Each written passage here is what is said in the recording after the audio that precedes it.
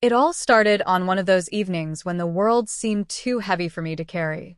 The house was quiet, the kind of silence that presses on your chest until you feel like you're suffocating. Ever since my divorce, loneliness had been both a companion and a tormentor. Some days I welcomed it like an old friend who allowed me to hide from the world, and other days it clawed at me, reminding me of what I had lost. That evening, the sun dipped low, painting the sky in shades of lavender and burnt orange. I sat on the porch, watching the horizon blur, when I saw him, Daniel, my neighbor's son. He wasn't a boy anymore. I had known him since he was little, always running through the street with scraped knees and a mischievous grin. But now, he was 23, tall, with strong shoulders and an air of quiet maturity that startled me whenever I noticed. "Evening," he called out as he crossed the yard, his easy smile cutting through my heavy thoughts. "Evening," I replied, forcing a small smile back. "Rough day?" he asked, his tone gentle but curious. I let out a laugh, though it sounded hollow even to me. "Something like that." He tilted his head, studying me in a way that made me feel both seen and unsettled. Daniel had a knack for noticing things most people overlooked. Maybe it was because he had grown up watching, listening, absorbing the world more quietly than his friends.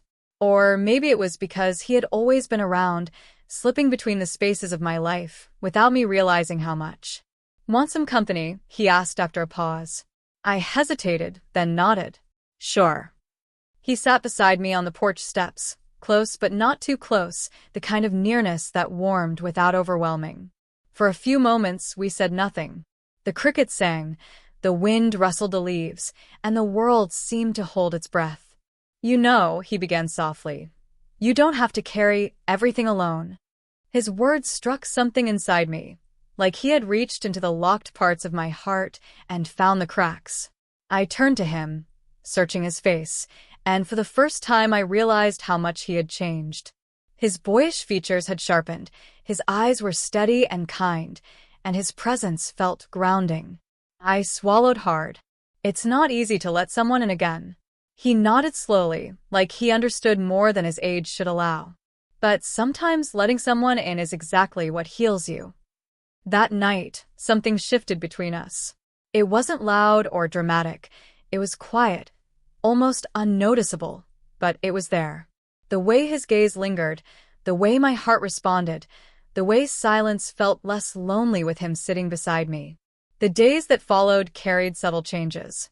He started coming over more often, sometimes with coffee, sometimes with books he thought I'd like, sometimes with no reason at all. At first, I told myself it was neighborly kindness, nothing more. But deep down, I knew better. His presence filled a void I had tried so hard to ignore. One afternoon, I found myself cooking more than I could possibly eat. When the smell of roasted chicken filled the air, I caught myself smiling at the thought of inviting Daniel over. Almost as if summoned, a knock came at the door. "Smells amazing in here," he said as I opened it, his grin boyish and warm. "Lucky for you, I made too much," I teased. Dinner that night was filled with laughter, the kind I hadn't felt in years. He told me about his classes, his dreams, his frustrations. I told him stories from my past, moments I hadn't shared with anyone in so long. And somewhere between the plates and the laughter, I felt alive again. After he left, I stood in the quiet of my kitchen, realizing that my heart no longer felt so heavy. He was becoming a part of my days, slipping in so naturally that it was both comforting and terrifying. One evening, a storm rolled in suddenly, the rain hammering against the windows as thunder shook the house. I had always hated storms. They made me feel small and powerless. Just as the lights flickered, there was a knock at the door. It was Daniel, soaked from the rain. "I thought you might not like being alone in this," he said, his voice almost lost under the roar of thunder. I laughed, though my throat felt tight.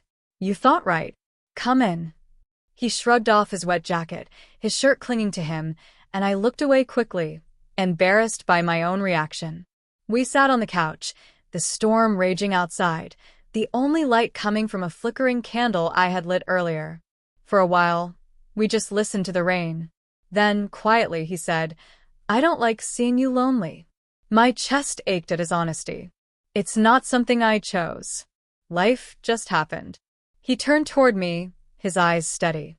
But you don't have to stay stuck in it. The sincerity in his voice made me tremble. I wanted to push him away, to remind myself of the years that separated us, of the lines that shouldn't be crossed.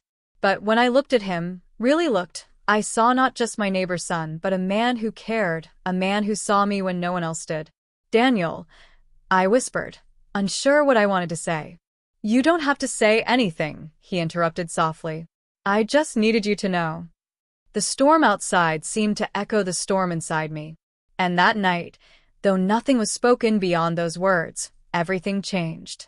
The weeks that followed were a blur of emotions I couldn't contain.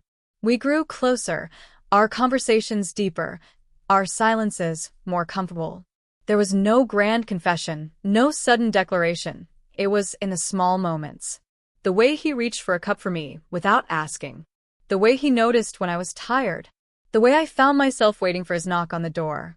One evening, as we sat on the porch again, he said, "You ever think about how one night can change everything?"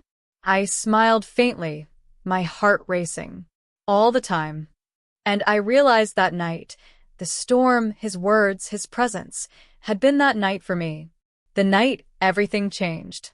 Our bond wasn't easy to define. It wasn't something I could explain to others without raising questions. But it was real.